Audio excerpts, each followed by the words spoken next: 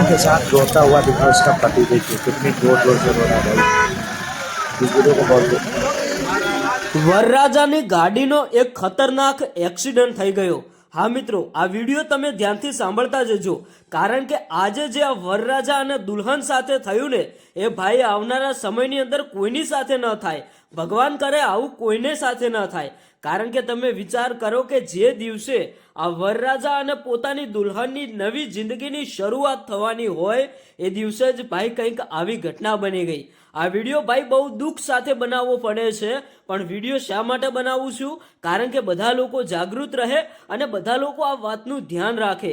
કારણ કે આજે જે આ વરરાજા અને એમના પરિવારના સભ્યો અને આજે આ દુલ્હન સાથે જે થયું ને, એવું ભાઈ ભગવાન કોઈની સાથે ન કરે। હું તો ભગવાનને એક જ પ્રાર્થના કરું છું કે આજે આ ઘટનાની અંદર જે પણ લોકોને નાના મોટી ઈજાગ્રસ્ત થઈ હોય અથવા તો કોઈ મોટી ઘટના બની હોય તો ભગવાન કરે એમને જલ્દીથી ઠીક કરી નાખે, સાજા કરી નાખે। બીજું તો ભાઈ આપણે શું કહી શકીએ? પણ મિત્રો અત્યારે હાલ જે વિડીયો સામે આવ્યો છે, જે સમાચાર મળી રહ્યા છે કે ભાઈ વરરાજાની ગાડીનો એક્સિડન્ટ થઈ ગયો।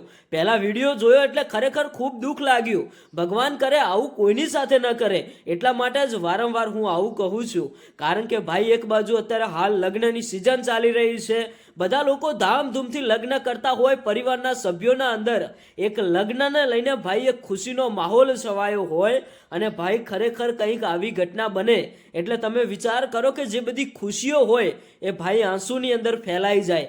આજે કંઈક એવું જ બન્યું। ભાઈ કોઈએ વિચાર્યું પણ નહોતું કે આજે આવડી મોટી ઘટના બની જશે કે વરરાજાની ગાડીનો એક્સિડન્ટ થશે। પણ ભાઈ ભગવાનને જે ગમ્યું એ ખરું। હવે આ વિડીયો તમે બીજા લોકો સુધી શેર કરો। જો કદાચ આ વિડીયો તમે કોઈની સાથે શેર કરશો ને તો તમે એક પુણ્યનું કામ કર્યું કહેવાશે। કેમ ભાઈ? આ વિડીયો જોઈને બીજા લોકો પણ જાગૃત રહે, બીજા લોકો પણ જો સ્પીડની અંદર ગાડી ચલાવતા હોય ને એ પણ સાવધાન રહીને સાચવીને ગાડી ચલાવે। એટલા માટે જ કહું છું કે વિડીયો શેર કરી દેજો અને કોમેન્ટની અંદર તમારા વિચારો આપતા જજો। આ ઘટનાની અંદર જે પણ લોકોને નાના મોટી ઈજાગ્રસ્ત પહોંચી હોય અથવા તો કોઈ મોટી ઘટના બની હોય તો ભગવાન કરે એમની આત્માને શાંતિ આપે। આપણે તો એવું જ વિચારીશું કે કોઈને કંઈ પણ ન થયું હોય। તમે શું કહેશો? કોમેન્ટ કરીને જણાવતા જજો।